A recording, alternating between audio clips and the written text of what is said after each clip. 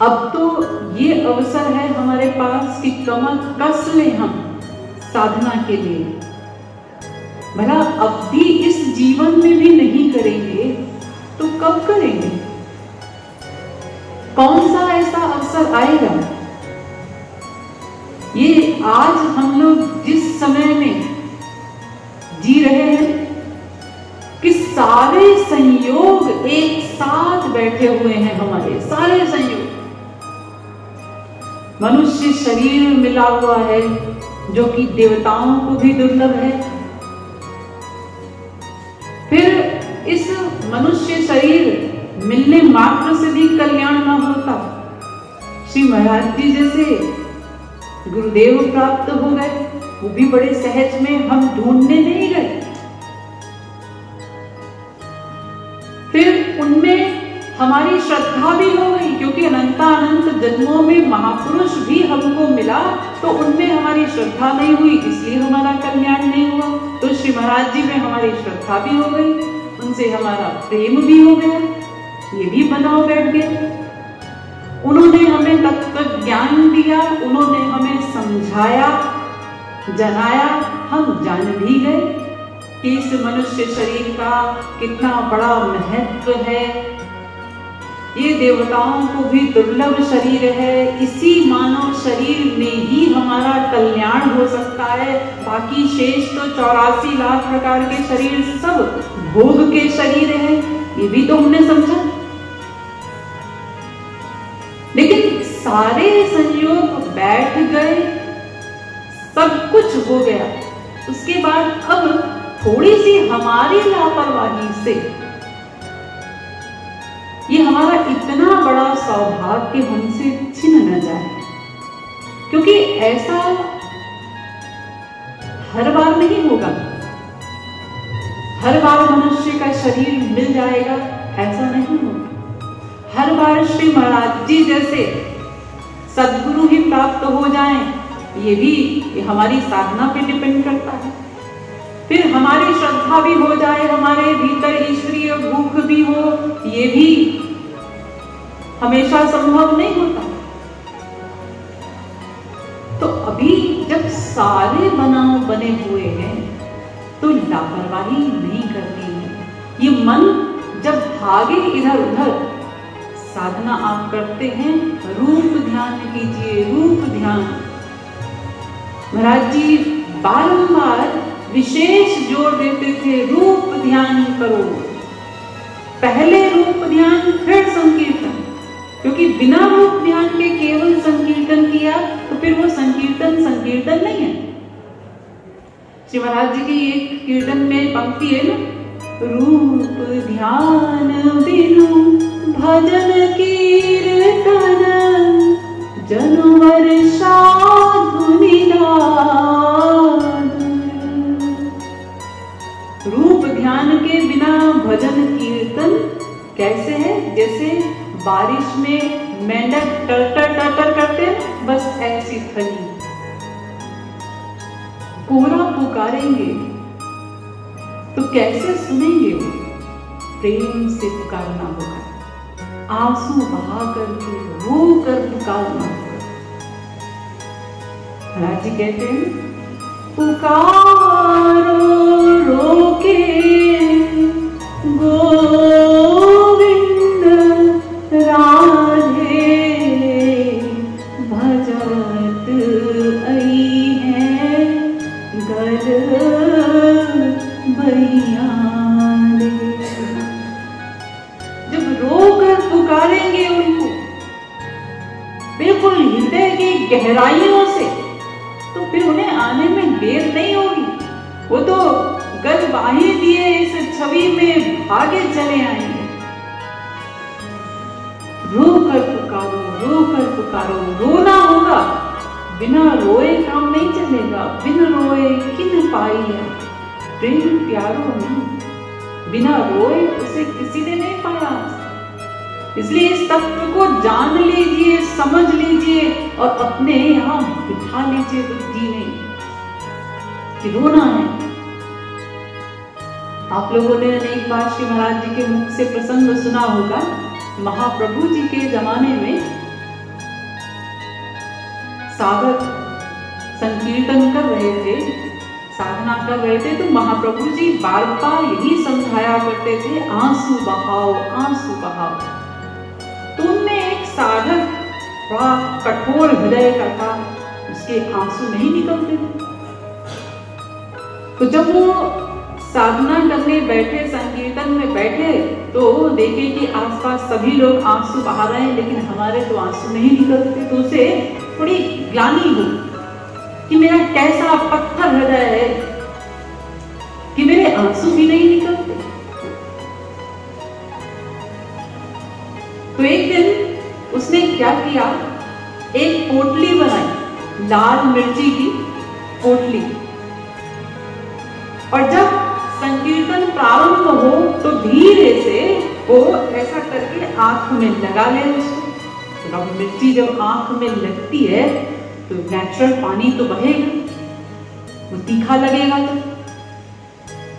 तो उसके आंसू बहने लगे। तो ये ऐसा करते हुए किसी साधक ने देख लिया उसको, तो उसको पकड़ करके महाप्रभु जी के पास लेकर के गया कि देखिए महाप्रभु जी, ये ऐसा पाखंड करता है, ऐसा ढोंग करता है, मिर्ची लगा लगा करके आंसू बहाता है, मिर्ची लगा करके रोता है।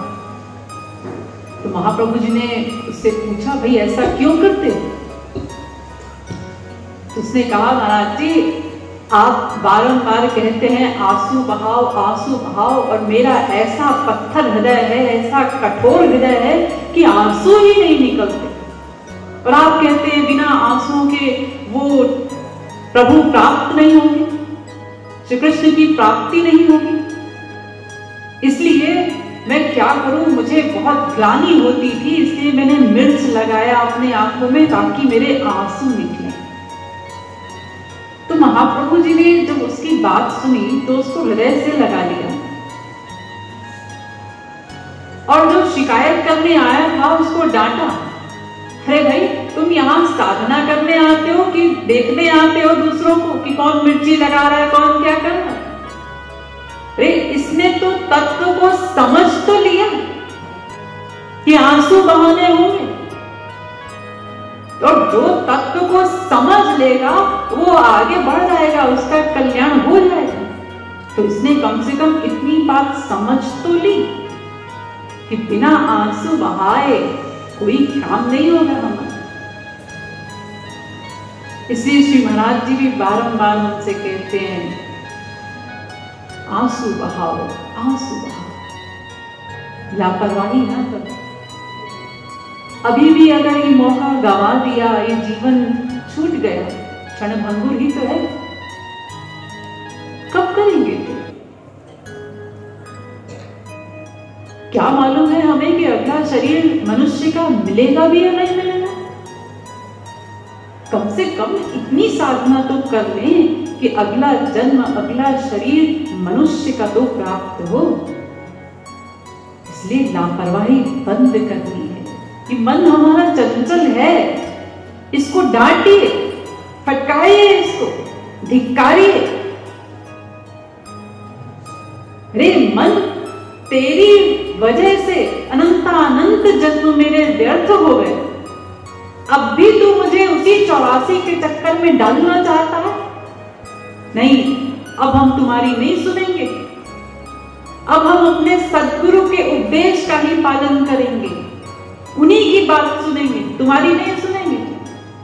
तुमने बहुत चक्कर लगाया, हमको बहुत भटकाया, तुम्हारी वजह से अनंतानंत दुख पाए हमने। अब तो हमें केवल साधना करनी है, आंसू बहाने हैं। इसी जन्म में हमें अपनी बिगड़ी बनानी है। ऐसा सोचकर, ऐसा निश्चय करके कमर कस लीजिए। कौन रोकने वाला है? कौन सी कमी है हमारे पास कि हम आगे नहीं बढ़ सकते जल्दी से? इसी जन्म में हम भगवत प्राप्ति कर सकते हैं। इसी जन्म में कोई कठिन नहीं है, एक क्षण का ही काम है। तो हम अपनी लापरवाही से देर कर रहे हैं। उनकी तरफ से तो देंगे। वो तो भुजाएं पसार कर हमारी प्रतीक्षा करते रहते हैं, कब ये जीव मेरी ओर आ जाए, कब ये भीतर से मुझे अपना मान ले, कब ये पूर्ण शरणागत होकर बस मेरी ही शरण में आ जाए। ऐसा सोचकर भुजाएं पसार करके रखते हैं, आंखें खोलकर प्रतीक्षा करते रहते हैं, देखते रहते हैं, परखते रहते हैं हम जीवों को। शायद अब ये शरणागत हो जाए, शायद इस क्षण हो जाए, शायद इस क्षण हो जाए। तो बस क्षणों का ही काम है, बहुत देर नहीं लगनी। श्री महाराज जी के मुख से सुना होगा ना आप लोगों ने कि कितने भी ग्रंथ पढ़ लें हम लोग, सारे वेद शास्त्र सब कुछ पढ़ डालें, रट डालें, सब कंठस्थ हो जाए, लेकिन समस्त शास्त्रों वेदों का सार क्या है? केवल एक पंक्ति, तू ही मेरा है। बस इस वाक्य पर जिस दिन हमारा 100% विश्वास हो गया, काम हो गया। 100%, 99 तक भी काम नहीं बनेगा, 100% करना होगा, 100%। थोड़ी भी कमी ना हो, बाल के बराबर। जैसे पारस क्या करता है? लोहे को सोना बनाता है, लेकिन कब? जब पारस और लोहे का स्पर्श हो जाता है। अगर थोड़ी भी दूरी है तो सोना नहीं बनाएगा, वो एकदम स्पर्श चाहिए, बिल्कुल सटा हो। ऐसे ही हमारी भी शरणागति पूर्ण चाहिए, उसमें बाल बराबर का भी कमी न हो। इसलिए अब लापरवाही बंद करनी है। हम लोग मैच्योर हैं, कोई बच्चे तो है नहीं। बचपना हो हमारे भीतर तो भी हम सोचे अभी तो हमारी छोटी उम्र है, लेकिन हम लोग मैच्योर हैं, सब कुछ जानते हैं, समझते हैं, श्री महाराज जी से कितना प्रेम भी करते हैं। आप सब लोगों के प्रेम को तो देखा ही है हमने, इसलिए श्री महाराज जी भी बारंबार यहाँ आया करते थे प्रेम लुटाने के लिए। और जब भी आप लोग वहाँ गुरुधाम जाते हैं तो श्री महाराज जी ने कभी कमी नहीं रखी प्रेम लुटाने में। इसलिए आज भी देखिए दीदी भी बार बार आती हैं आप लोगों के बीच में, कितना प्रेम लुटाती हैं, और आप लोगों की तरफ से भी प्रेम में कोई कसर नहीं होती। तो प्रेम तो है, लेकिन थोड़ी सी लापरवाही से हमारा काम बिगड़ रहा है। बस ये बीच की जो थोड़ी लापरवाही है, इसको भी खत्म कर देंगे तो फिर 100% हमारा कंप्लीट हो जाएगा, कल्याण हो जाएगा। फिर उनसे कभी वियोग होगा ही नहीं, सदा मिलन ही मिलन। उनका सानिध्य सदा को प्राप्त हो जाएगा, उनकी सेवा सदा को प्राप्त हो जाएगी। और मांगना ही क्या है हमें उनसे? यही तो चाहिए हमें, उनका सानिध्य मिले, उनका सामीप्य मिले, उनकी सेवा प्राप्त हो। हम लोग जिस मार्ग के पथिक हैं, हमें तो श्री महाराज जी ने बार बार यही समझाया है कि कुछ मांगना नहीं, प्रेम करना है। और प्रेम माने देना, देना देना देना है। देने के लिए ऐसा नहीं कि भौतिक वस्तुओं का दान नहीं मांग रहे, मन बुद्धि दे दो, मन बुद्धि की आसक्ति उनके चरणों में कर दो, बस ये मांगना ही है। तो उनसे उनका निष्काम प्रेम मांगे, निष्काम भक्ति मांगे, उनसे उनकी सेवा मांगे। किस प्रकार हमारी वो सेवा भावना प्रबल होती जाए, हमारी निष्काम भक्ति कैसे बढ़ती जाए, यही तो मांगना है। तो रोकर पुकारो उनको और उनसे सदा उनका सामीप्य मांगो। सेवा मांगेंगे तो सामीप्य अपने आप ही मिल जाएगा, क्योंकि जो भी सेवक होगा वो अपने सेव्य के अंशक रहकर ही तो सेवा करेगा। तो जब सेवा मांगते हैं तो सामीप्य सानिध्य स्वतः ही प्राप्त हो जाता है। तो उनसे रोकर उनको पुकारो, उनकी सेवा मांगो, निष्काम भक्ति मांगो। वो सेवा भी हमें अपने सुख के लिए नहीं, अपने सेव्य के सुख के लिए मांगनी है। उनको सुख मिले, हम ऐसी सेवा करें, हम ऐसी क्रिया करें, हमारी हर चेष्टा ऐसी हो कि उनको